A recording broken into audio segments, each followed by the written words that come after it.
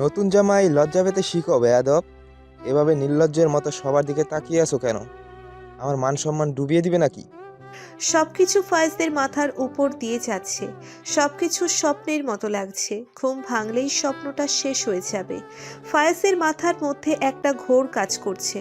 ঘোরের মধ্যেই বলল। আব্বু, আমরা এখানে কেন এসেছি? ফায়েজ বলল। তোমাকে তোমার বিয়ের দাওয়াত খেতে নিয়ে এসেছি। তা বলো ফাইরাজ চৌধুরী, নিজের বিয়ের দাওয়াত খেতে এসে তোমার কেমন অনুভূতি হচ্ছে? ফায়েজ আর উত্তর দিতে পারল না। তার আগেই রোখিয়া বেগম ফায়েজের সামনে মিষ্টি ধরল। ফায়েজ কোনো কথা না বলে মিষ্টিটা খেয়ে নিল। খুব আদর যত্ন করে ফায়েজকে বাসার মধ্যে নিয়ে আসা হলো। সবাই ফায়েজকে কতটা ভালোবাসছে। ফায়েজকে নিয়ে রসিকতা করছে। হাজার হলেও বাসার নতুন জামাই। এতক্ষণ একটা ঘোর কাজ করলেও এখন ফায়েজের ভীষণ লজ্জা লাগছে। অজানা এক ভালো লাগা মনে এসে ধরা দিয়েছে। খুশিতে মনটা ভরে উঠেছে। চৈতালিকে দেখার জন্য মনটা ছটফট করছে।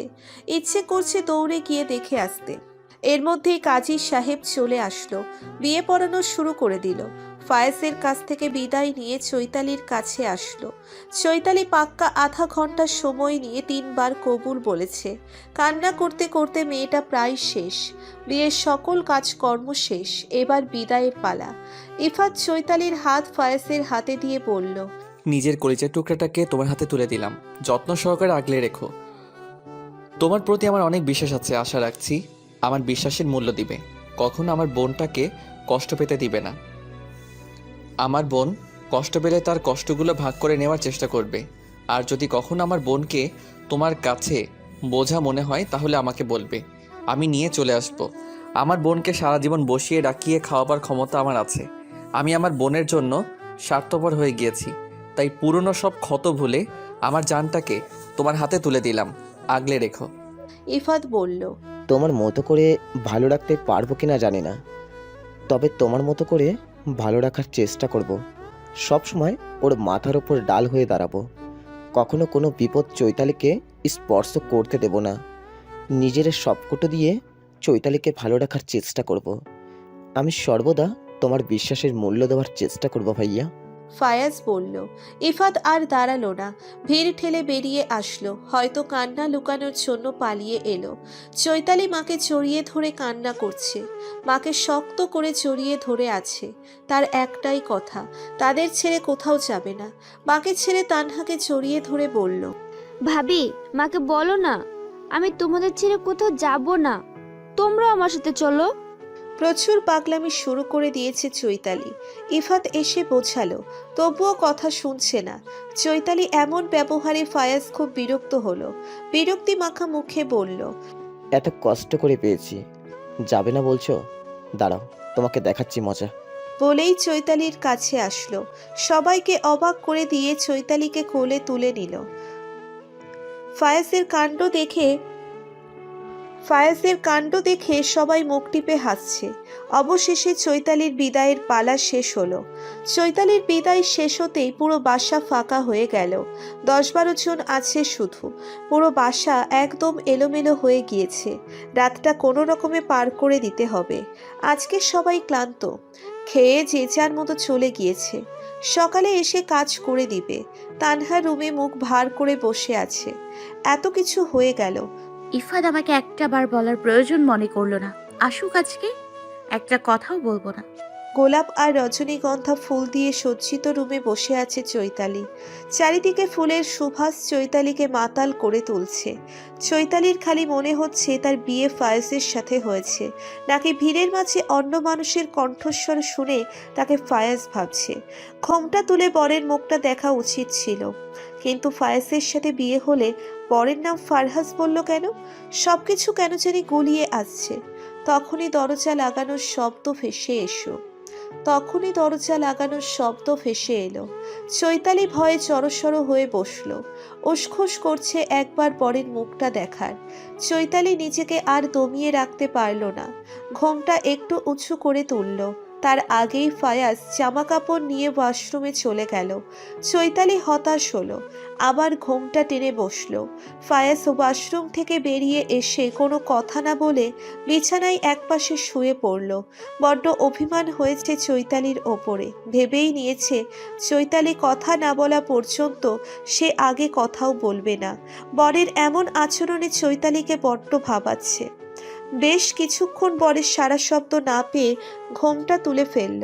নিজের পাশে কালো টি শার্ট আর জিন্সের প্যান্ট পরা যুবকের মুখ দেখার জন্য আকুল হয়ে আছে চৈতালি।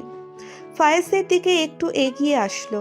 একটু কাত হয়ে যখনই ফায়েজের মুখ দেখতে যাবে তখনই ফায়েজ চৈতালির দিকে ঘুরল। চৈতালি তাল সামলাতে না পেরে ফায়েজের বুকের মধ্যে খানিতে বয়ে পড়ল। ফায়েজ চৈতালিকে সরিয়ে দিয়ে বলল, এমন অসভ্যর মতো করছো কেন? আগে কখনো ছেলে দেখো নাই? ফায়েজের কথা শুনে চৈতালি চোখ বড় বড় করে তাকালো। মুহূর্তেই দু চোখ ভরে এলো। কোনো কথা না বলেই দুই হাতে ফায়েজকে আষ্টে পৃষ্ঠে আবদ্ধ করে নিল। ফায়েজ যতই নিজেকে ছাড়িয়ে নেওয়ার চেষ্টা করছে, চৈতালির দু হাতের বাঁধন দ্বিগুণভাবে তীব্র হচ্ছে। চৈতালি ফায়েজকে জড়িয়ে ধরে শব্দ করেই কান্না করে দিল। চৈতালির কান্না দেখে ফায়েজ স্তব্ধ হয়ে গেল। কোনো কথা বলছে না, চুপচাপ সময়টাকে অনুভব করছে। কান্না করতে করতে চৈতালি ঘুমিয়ে গেল। বেশ কিছুক্ষণ পরে ফায়েজ চৈতালিকে বালিশে শুইয়ে দিল। চৈতালির গহনাগুলো খুলে টেবিলে রেখে আসলো। চৈতালির কপালে অধর ছুঁয়ে দিল। তারপরে চৈতালিকে জড়িয়ে ধরে ঘুমিয়ে গেল। পরের দিন সকালবেলা তানহার ঘুম ভেঙে ইফাতকে পাশে দেখতে না পেয়ে চোখ বড় বড় করে তাকালো। কাল রাতে ইফাতের জন্য অপেক্ষা করতে করতে কখন ঘুমিয়ে গিয়েছে সে নিজেও জানে না। তার মানে ইফাত সারা রাত রুমে আসে নাই। তানহা ফ্রেশ হয়ে বাহিরে আসলো। বেশ কিছু মেহমান নতুন এসেছে, তাদের সাথে কালকে দেখা হয় নাই। মূলত তাদের বাসা দূরে হওয়ায় বিয়েতে উপস্থিত হয়ে পারে নাই। রোকিয়া বেগম আর ইফাত মেহমানদের আপ্যায়ন করছে। তানহা গম্ভীর মুখ করে সবকিছু দেখছে।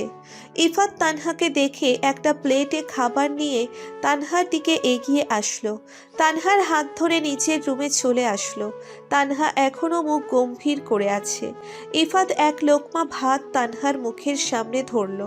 সরি বৌজান, আমি তোমাকে সবকিছু বলতে চেয়েছিলাম, কিন্তু সবকিছু এত দ্রুত হয়ে গেল আমি তোমাকে আর আম্মুকে জানাতে পারি নাই। কালকে রাতে অনেক কাজ ছিল। 3টার সময় রুমে আসছি, দেখি তুমি ঘুমিয়ে গিয়েছো, তাই বিরক্ত করি নাই।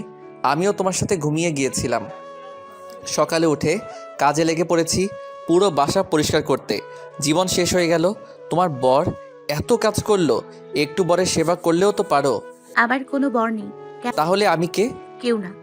চৈতালির বিয়ের 2 দিন আগে ফাইয়াজের বাবা আমাকে একটা রেস্টুরেন্টে ডেকেছিল।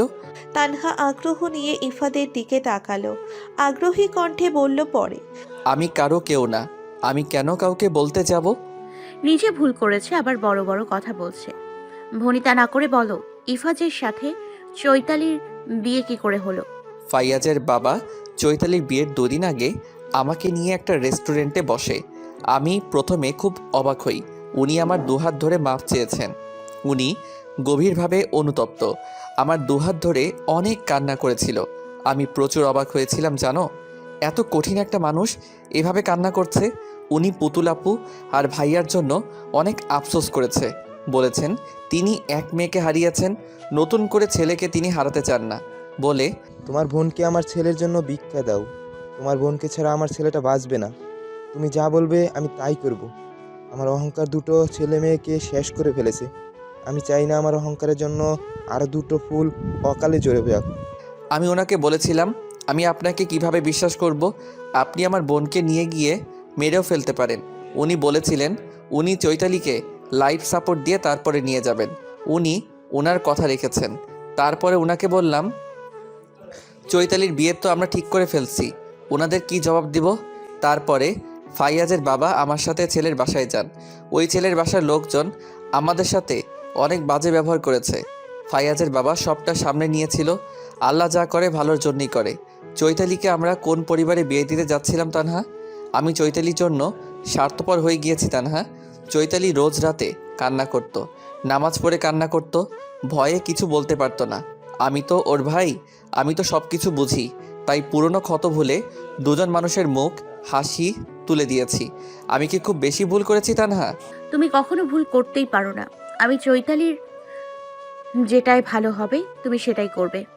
এতে আমার রাগ বা আক্ষেপ কোনো কিছুই নেই। আমার রাগ হয়েছে তুমি আমাকে কিছু বলনি তাই। এই যে এখন বললে, আর রাগ করিনি। তাহলে এখন খেয়ে নাও। বলেই এক লোকমা ভাত তানহার মুখের সামনে ধরল। তানহা আর রাগ করলো না, চুপচাপ খেয়ে নিল। রাহেলা চৌধুরী চৈতালির মাথায় হাত বুলিয়ে চৈতালিকে ডাকছে। সজাগ হতেই ধরপড়িয়ে উঠে বসল চৈতালি। চৈতালির ধরপড়ানি দেখে রাহেলা চৌধুরী বলল, এত উত্তেজিত হবার দরকার নেই মা, আমাকে ভয় পাবার দরকার নেই। এটা তোমারই তো বাড়ি। সবাই নতুন বউ দেখার জন্য এসেছে। ফ্রেশ হয়ে নিচে চলো। রাহেলা চৌধুরী বলল, আমি ফ্রেশ হয়ে কি পরবো? শাড়ি পরবে। আমি শাড়ি পরতে পারি না। আমার সালোয়ার কামিজ পরে অভ্যাস। বাসায় থাকতে ভাবি শাড়ি পরিয়ে দিয়েছে। তোমার চিন্তার কোনো কারণ নেই, আমি আছি। আমি তোমাকে শাড়ি পরিয়ে দেব। যাও এবার ফ্রেশ হয়ে এসো। ওয়াশরুমটা দেখিয়ে দিয়ে বলল। সন্ধ্যাবেলা চৈতালি আর ফায়াজকে ইফাদের বাসা থেকে নিয়ে যেতে আসা হয়েছে। ইফাত, তানহা আরও 2-4 জন এসেছে। চৈতালি সারাদিন ফায়াজের দেখা পায় নাই, মনটা ভীষণ খারাপ। আচ্ছা, ফায়াজ কি তার সাথে তাদের বাসায় যাবে না, নাকি ফায়াজ বউ হিসেবে তাকে মেনে নিতে পারছে না? হাজারটা প্রশ্ন মাথার মধ্যে ঘুরপাক খাচ্ছে। চৈতালি গাড়িতে উঠে বসতেই চৈতালির চোখ কপালে উঠে গেল। ফায়াজ তার আগেই গাড়িতে উঠে বসে আছে। চৈতালিকে তাকিয়ে থাকতে দেখে বলল, আগে কখনো ছেলে দেখো নাই? এভাবে তাকিয়ে থাকার কোনো মানে আছে? কেউ আমার দিকে এভাবে তাকিয়ে থাকে? তাহলে কখনো খালি হাতে ফেরায় না। তার মানে তুমিও আমাকে চেয়েছিলে? আপনিও তো চেয়েছিলেন। আচ্ছা, অভিমানে অভিমানে কাটাকাটি। বলেই দুজনে হেসে দিল। তানহাদের বাসায় ফায়েজ আর চৈতালি দুজনেই পাশাপাশি বসে আছে। চৈতালি ফায়েজদের নিকনেম দিয়েছে সাদা বিড়াল। তা দেখে ফায়েজ রেগে চৈতালির দিকে তাকালো। চৈতালি হেসে গড়াগড়ি খাচ্ছে। মেনু এসে চৈতালি আর ফায়েজকে নাস্তা দিয়ে গেল। ইফাত গম্ভীর মুখ করে তানহার কাছে আসলো। গম্ভীর কণ্ঠে বলল, তানহা, আমি তোমাকে কতবার বলেছিলাম আমরা ওদের নামে থানায় মামলা করব। তুমি আমার কথা কানে নিচ্ছ না কেন? তোমাকে একটা কথা বলা হয়নি, আমি শিওর হয়ে কালকে তোমাকে জানাচ্ছি। রাগ করো না। ইফাত কোনো কথা না বলে চলে গেল। একটু পরে এতগুলো ফল দিয়ে আসলো। তানহার সামনে ধরে বলল, আমি এখানে বসে আছি, চুপচাপ সব কিছু শেষ করে ফেলো। এত কিছু আমি খেতে পারবো না। তানহার কথায় ইফাত তীক্ষ্ণ দৃষ্টিতে তানহার দিকে তাকালো। তানহা কোনো কথা না বলে চুপচাপ ফলগুলো খেয়ে ফেলল। ইফাত তানহার কপালে অধর ছুঁয়ে দিয়ে বলল, আমার লক্ষ্মী বউজান, তুমি একটু অপেক্ষা করো, আমি এখনই আসছি। বলেই ইফাত চলে গেল। চৈতালি আর ফায়াজ দুদিন থেকেই চলে গেল। তানহা ঘুম থেকে উঠে ফ্রেশ হয়ে বাহিরে যাবে, তখনই ইফাদের ফোন বেজে উঠল। তানহা কৌতূহল বশত ফোনের কাছে আসলো। আবিরের নাম্বার দেখে কপাল কুঁচকে ফেলে। বিরক্ত হয়ে ফোন রিসিভ করলো। ফোনের ওপাশ থেকে যা শুনলো তা শুনে চিৎকার দিয়ে উঠল তানহা। তানহার চিৎকার শুনে ইফাত দৌড়ে আসলো। তানহাকে দুহাতে আগলে নিয়ে বলল, কি হয়েছে? তুমি এভাবে চিৎকার করছো কেন? তানহা কান্না মিশ্রিত কণ্ঠে বলল, চাচি খুন হয়েছে, চাচিকে কারা জানি খুন করে রেখে চলে গিয়েছে। তুমি আমাকে তাড়াতাড়ি চাচিদের বাসায় নিয়ে চলো। কান্নার প্রতিধ্বনিতে আশেপাশের মানুষের কলিজা কেঁপে কেঁপে উঠছে। মানুষ কতটা নির্দয়া হলে একটা মানুষকে এভাবে নৃশংসভাবে হত্যা করতে পারে? হাসনা বেগমের বোনেরা কান্না করতে করতে সেন্সলেস হয়ে যাচ্ছে। মাহতাব সাহেব পাথরের ন্যায় বসে আছেন। আবির রক্তিম চোখে মায়ের নিথর দেহের দিকে তাকিয়ে আছে। চোখ দুটো অসম্ভবভাবে লাল হয়ে গিয়েছে। কথাগুলো আজ স্বার্থপর হয়ে গিয়েছে। ইফাত হাসনা বেগমের দিকে তাকিয়ে তানহার দুচোখ ধরে ফেলল। তানহা পুরো রাস্তা কান্না করতে করতে এসেছে। হাসনা বেগমের এমন অবস্থা দেখলে তানহা সহ্য করতে পারবে না। তাই ইফাত নিজ দায়িত্বে তানহাকে সেখান থেকে সরিয়ে নিয়ে আসলো। কিছুক্ষণের মধ্যেই পুলিশ চলে আসলো। লাশের কাছে থেকে সবাইকে সরিয়ে দিল। লাশ ময়না তদন্তের জন্য পাঠানো হবে। একজন পুলিশ কর্মকর্তা মাহতাব সাহেবকে প্রশ্ন করল, আপনাদের কাউকে সন্দেহ হয়? মাহতাব সাহেব হাতের আঙ্গুল দিয়ে আবিরকে দেখিয়ে দিল। এই জানোয়ারটা কি নিজের মাকে খুন করেছে? ওকে নিয়ে গিয়ে কঠিন শাস্তি দিন। কাল যখন আমি বাসায় ছিলাম না, তখন আবির বাসায় এসেছিল। আবির চলে যাবার পরই হাসান ফোন করেছে। আমি বাসায় থাকলে এমনটা হতো না। দেখুন মৌখিক, কোথায় কিছু হবে না। আইন প্রমাণ চাই, প্রমাণ ছাড়া আইন একটা কথাও বলবে না। আমাদের বলা হয়েছে মৃত ব্যক্তির আত্মহত্যা করেছে, সঠিক তথ্য বের করার জন্যই আমাদের এইখানে আসতে হয়েছে। পুলিশের কথায় আশেপাশের লোকগুলোকে বলতে শুরু করলো। আমরাও দেখেছি আবির কালকে নিজের বাসায় এসেছিল, ওর মায়ের সাথে কথা কাটাকাটি হয়েছে, আবিরের হাতে আমরা ধারালো ছুরি দেখেছি। কয়েকজন মিলে বলল। আমি খুন করিনি বাবা, বিশ্বাস করো। আমি আম্মুকে শুধু ভয় দেখিয়েছি, কিন্তু আমি আম্মুকে খুন করিনি। আপনারা সবাই বিশ্বাস করেন, তা না তুই অন্তত আমাকে বিশ্বাস কর। এত জঘন্যতম কাজ আমি করিনি। আমি জানি আমি অনেক বাজে কাজ করেছি, কিন্তু মানুষের শরীর আঘাত করে কোনো কাজ করি নাই। আবির বলল। আমাদের পাড়ার মোড়ে সিসি ক্যামেরা লাগানো আছে, সেখান থেকে আমাদের বাসা লাগবে ভালোভাবে দেখা যায়। আপনি চাইলে সিসি ক্যামেরা চেক করে দেখতে পারেন। মাহতাব সাহেব বলল। মাহতাব সাহেবের কথা শুনে পুলিশ অফিসার কাউকে একটা ফোন দিল। মাহতাব সাহেবের কথা শুনে পুলিশ অফিসার কাউকে একটা ফোন দিল। তারপরে হাসনা বেগমের লাশ ময়না তদন্তের জন্য পাঠিয়ে দিল। সবকিছু কেমন জানি লাগছে, পুরো পৃথিবীটা এলোমেলো হয়ে গিয়েছে। আবিরকে সবাই ঘিরে ধরে রেখেছে। তানহা বসে বসে দু চোখের পানি ফেলছে। ইফাত তানহাকে আগলে রেখেছে। একটু পরে ফায়াজ আর চৈতালি আসলো। ফায়াজকে দেখে আবির ফায়াজকে জড়িয়ে ধরে বলল, তুই অন্তত আমাকে বিশ্বাস করবি। আমি নিজের মাকে খুন করার ক্ষমতা, আমি নিজের মাকে খুন করার মতো জঘন্য কাজ করতে পারি না। তোর সাথে এতগুলো বছর পড়াশোনা করেছি, তোর সাথে আমার প্রায় ঝামেলা লাগতো। কখনো তোর শরীরে আঘাত করেছি? আবির বলল। আবির, তুই শান্ত হ আগে। এসব হলো কি করে? তুই এমন পাগলামি করিস না। তুই এমন কিছু করলে পুলিশ তোর কিচ্ছু করতে পারবে না। ফায়াজ বলল। আমি হয়তো মুক্তি পেয়ে যাব, আমার শরীরে যে কলঙ্ক লাগছে সেই কলঙ্ক কিভাবে মুছে দিবি ফায়াজ? আবির বলল। ফায়াজ আর কোনো কথা বলল না, চুপ করে আবিরকে ধরে রাখলো। আজকে সবাই আবিরের বিরুদ্ধে কথা বলছে। চারিদিকে আবিরের নামে ছিছি পড়ে গিয়েছে। আজকে আবিরের নিজেকে বড্ড অসহায় মনে হচ্ছে। প্রায় 2 ঘন্টা পরে পুলিশ আসলো। ফোন থেকে একটা ভিডিও বের করে আবিরের সামনে ধরল। আবির নিজের বাসা থেকে রক্তমাখা ছুরি নিয়ে বের হচ্ছে। আবির সহ সবাই দেখল। এবারও বলবেন আপনি কি করেন নাই? পুলিশ অফিসার বলল। স্যার, ওইটা ফেক রক্ত ছিল, আমি আম্মুকে ভয় দেখানোর জন্য নিয়ে এসেছিলাম। তা না, তুই সত্যিটা বল না।